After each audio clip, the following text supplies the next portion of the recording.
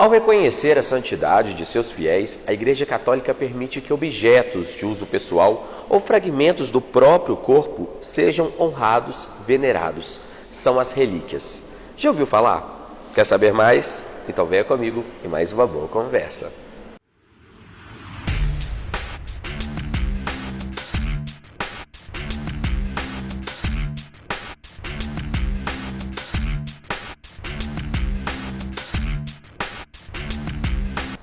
E a nossa boa conversa de hoje é com o Frei Francisco, mas antes de começar a nossa conversa, aquele pedido de sempre. Se inscrever no canal, clicar no sininho, dar like no vídeo, para assim que a gente publicar um material novo, você logo de cara já receber a notificação. Frei, fala pra gente, o que é uma relíquia? A relíquia são partes ou algumas partes de corpos de santos ou então de vestimentas de santos, depende do grau da própria relíquia. Desde o começo do cristianismo, nós tivemos pessoas que deram sua vida por causa do Cristo, né? Então, desde o início, essas pessoas que às vezes ou foram martirizadas, ou mesmo tiveram uma proeminência, tiveram uma influência muito grande, são depois considerados santos, declarados santos, os cristãos desde o início começaram a venerar aquelas coisas que eles deixaram. Ou mesmo no caso dos mártires, guardar com devoção, por exemplo, partes do corpo que foram martirizados, sepultando-as com grande devoção, ou trazendo algumas partes também, quando possível, de ossos ou cabelos, junto de si, como sinal de veneração àquele que deu a sua vida pelo Cristo. E por que esse costume, essa tradição, e qual a importância também para a questão mesmo da prática devocional?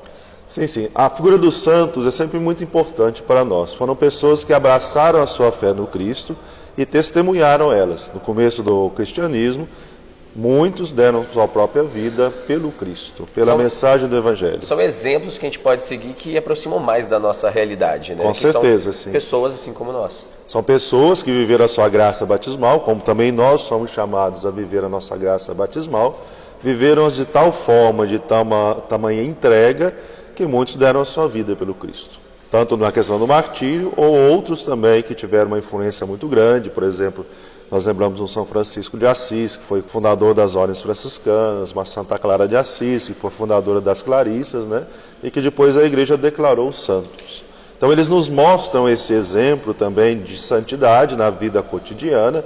Somos chamados a santificar a nossa vida a partir então do cotidiano, e esse exemplo também daqueles que abraçaram a sua fé até as últimas consequências, que deram a sua vida por causa do Evangelho, que fizeram grandes prodígios, que fizeram grandes obras, que fizeram grandes milagres, intercederam a Deus para que fizesse grandes milagres, né?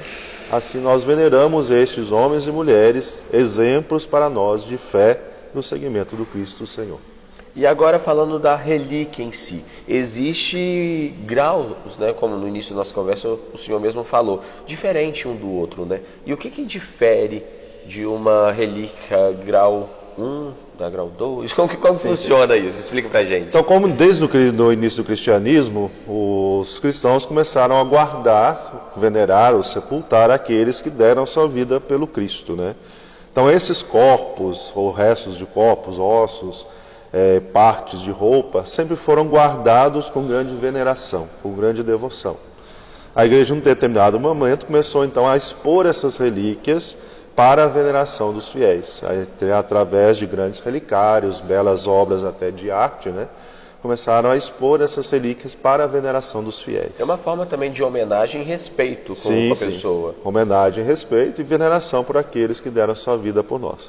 Então as relíquias são divididas em primeiro, segundo ou terceiro grau. Geralmente as relíquias de primeiro grau são tiradas então de corpos dos próprios santos. Seria no caso ossos, cabelos, partes do próprio corpo dos próprios santos. Depois nós temos as relíquias de segundo grau, que seriam então partes de roupas dos santos. Então aquilo que eles vestiram, túnicas, alguma coisa nesse sentido. Exceto, por exemplo, aquelas que foram manchadas com sangue, por exemplo, temos também de João Paulo II, algumas relíquias de primeiro grau nesse sentido, porque possui parte do corpo, que é o próprio sangue. E terceiro grau, aquelas que foram tocadas no relicário, no corpo dos santos. Então são essas divisões das relíquias que nós temos. E aí agora eu pergunto ao senhor, é comum muitas vezes em festividades do santo padroeiro, talvez, das comunidades, o padre conceder uma bênção com a relíquia, Sim, né? sim. E qual a importância do significado disso? Nós veneramos o santo porque é o seu exemplo, né? E ter uma parte dele, uma parte do seu corpo, uma relíquia de primeiro ou segundo grau, é venerar aquele que ali deu a sua vida pelo Cristo.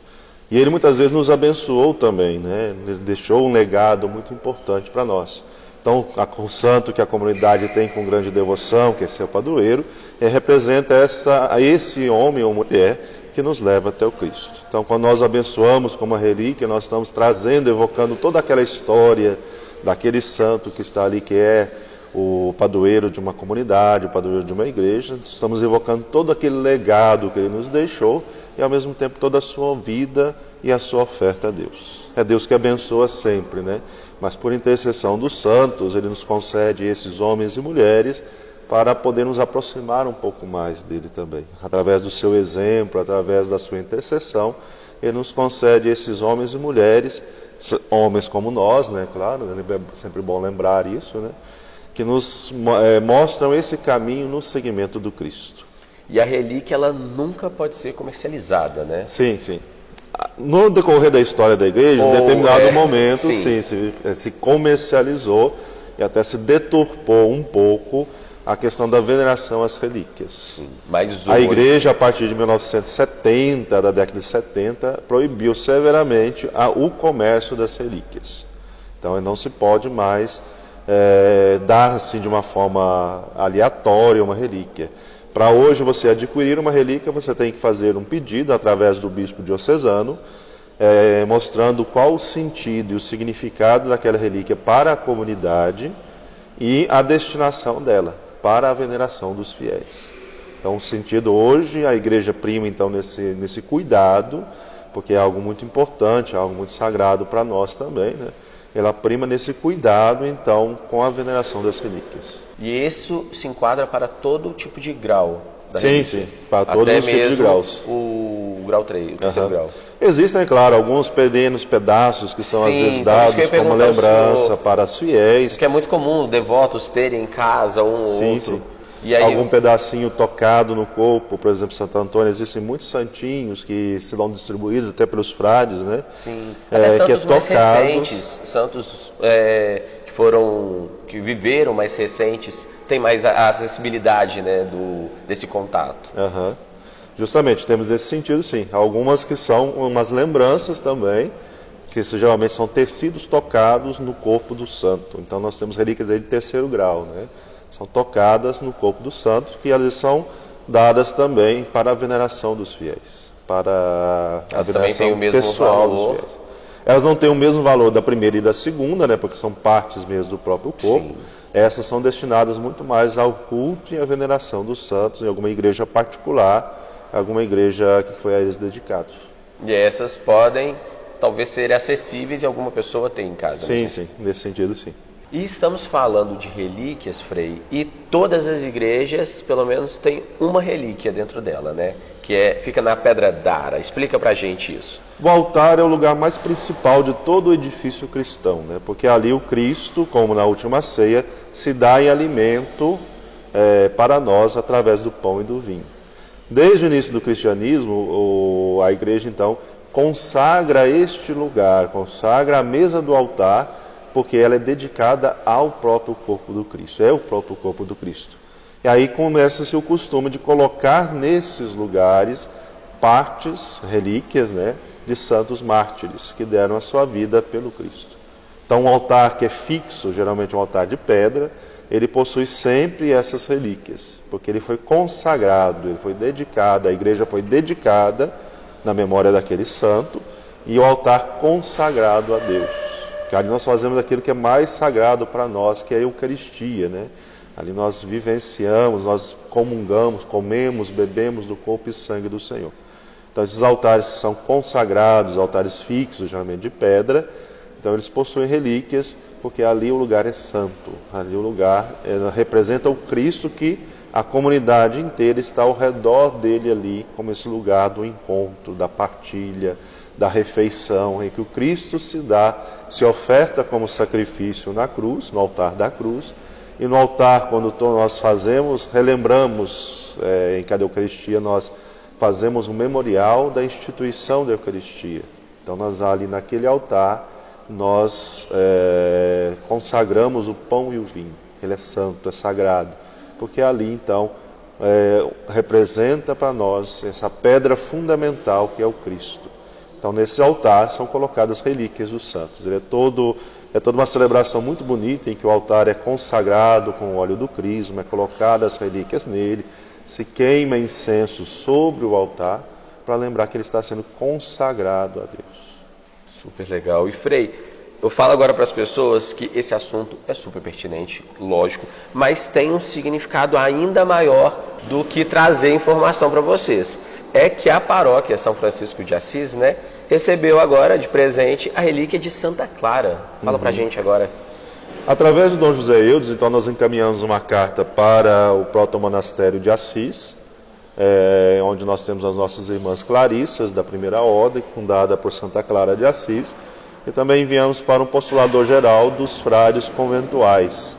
Então, eles concederam para nós, aqui para a nossa matriz, o protomonastério de Assis, através da sua abadesa, Sor Agnese Chiara, ela concedeu para nós uma relíquia de primeiro grau, que são pequenos fios de cabelo de Santa Clara, para serem venerados aqui na nossa igreja matriz. E também nós conseguimos uma relíquia de segundo grau, que é uma túnica, um pedacinho da túnica de Santa Clara, para a nossa comunidade de Santa Clara, ali no bairro do Riacima. Então, essas duas relíquias serão também colocadas à veneração dos fiéis, nesse momento específico da festa de Santa Clara, a 11 de agosto. E vai ter alguma introdução dessas relíquias na comunidade? Nós estamos organizando ainda, quando nós, provavelmente no início do ano que vem, faremos toda uma celebração de acolhida, uma celebração de graças também, rezando aí pelas irmãs do Mosteiro de Assis, nessa comunhão de oração com essas nossas irmãs, rezando para elas e por nós também, pedindo a intercessão de Santa Clara, que é inclusive padroeira da televisão, né? Sim. Então, no momento oportuno, nós vamos também divulgar a data que nós iremos fazer essa entronização dessa relíquia aqui na nossa igreja matriz, também na igreja de Santa Clara. É isso. E é tão bonito, gente, quando você pega a relíquia, você sente ali uma conexão forte com o santo, né? Igual pega Santa Clara, que vê a tonalidade de cabelo da santa, para deixar a gente mais próximo cada vez mais, né? Com Isso certeza. fortalece e cresce cada vez mais a nossa fé, né, Frei? Muito obrigado por partilhar conosco toda essa informação e muito obrigado você de casa também por participar de mais uma boa conversa. Semana que vem temos mais um encontro marcado. Um grande abraço, fiquem com Deus.